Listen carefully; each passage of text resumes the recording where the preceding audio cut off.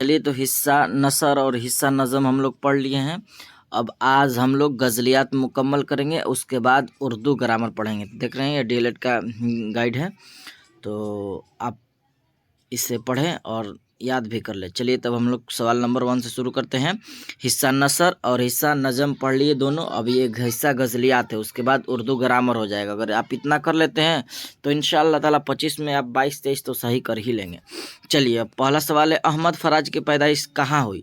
तो अहमद फराज की पैदाइश पेशावर यूनिवर्सिटी में हुई, तो सही जवाब हो जाएगा पेशावर।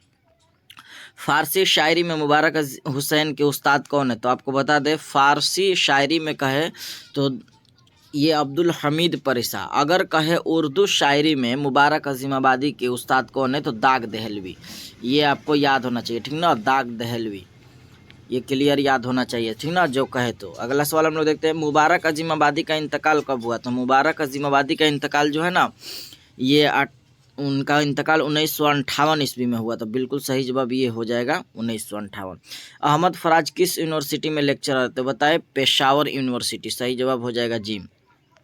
परवीन शाकिर के वालिद का नाम क्या था? तो परवीन शाकिर के वालिद का नाम था ना, बिल्कुल सही जवाब हो जाएगा साकिब हुसैन। परवीन शाकिर कहाँ पैदा हुई? तो आपको पता है पाकिस्तान में पैदा हुई, कराची है ना, तो सही जवाब हो जाएगा, ये भी सुन लीजिए। अहमद फराज का इंतकाल कब हुआ? तो अहमद फराज का इंतकाल हुआ जो 2009 ईस्वी में। मेहदी अफादी का असल नाम क्या था? तो बिल्कुल मेहदी हसन था, ये आपको लगाना है मेहदी हसन।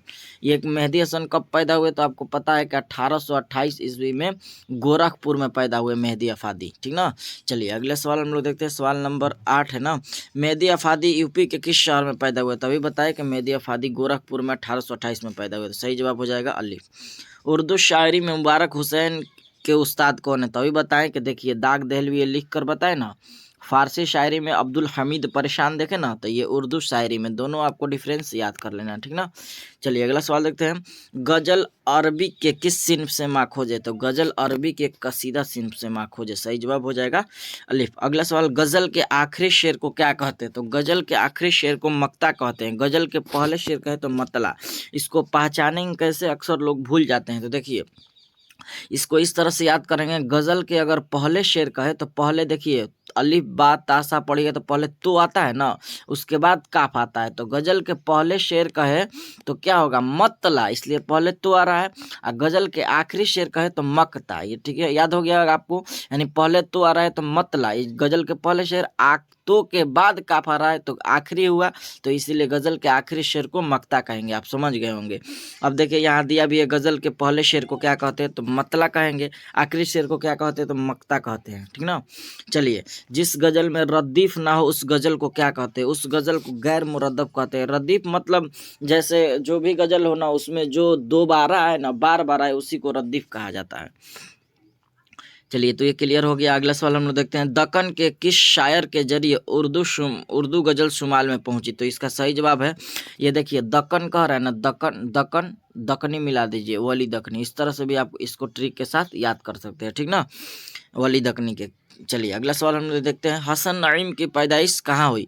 तो हसन नईम की पैदाइश अजीमाबाद। आपको अब देगा ध्यान रहे, पटना भी दे सकता है, इसलिए कि ये पहले किताब जो है ना अजीमाबाद था, अब पटना हो गया। अजीमाबाद भी पहले पटना का नेम था, इसीलिए अजीमाबाद इसमें आंसर होगा। अगर पटना रहेगा तो आपको पटना लगाना है, हालांकि अजीमाबाद नहीं देगा, ठीक ना। तो ये रहा 15 ही सवाल था हिस्सा गजलियात से। अब हम लोग ग्रामर पढ़ेंगे, इसके बाद से ग्रामर का वीडियो आपको अपलोड करेंगे, तो आपका मुकम्मल हो जाएगा 25 नंबर का सवाल। तो उसके बाद जो देखेंगे एक्स्ट्रा जो इसमें दिया होगा उसको भी पढ़ा देंगे। तो आज के लिए इतना ही, फिर मिलेंगे अगली वीडियो में। अस्सलाम वालेकुम।